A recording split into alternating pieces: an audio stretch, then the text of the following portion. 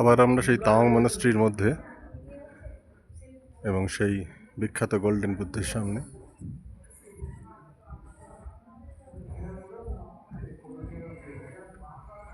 যা চায়না সরকারের প্রধান আকর্ষণ, এই গোল্ডেন বুদ্ধকে অ্যাকোয়ার করা। সেই তাওয়াংয়ের বিখ্যাত গোল্ডেন বুদ্ধ, যার নিচে দালাই লামার ছবি দেখতে পাচ্ছেন।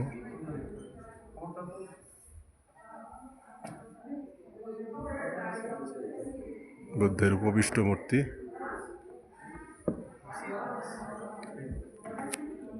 প্রশান্তিতে ভরে আছে মুখমণ্ডল, অর্ধনিমীলিত চক্ষুদ্বয়, দুই কানে কুণ্ডল,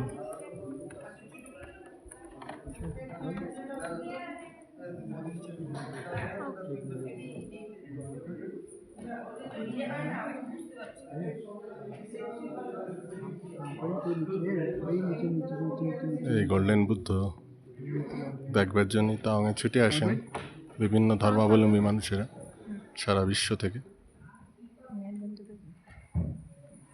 সেই গোল্ডেন বুদ্ধের সামনে এখন আমরা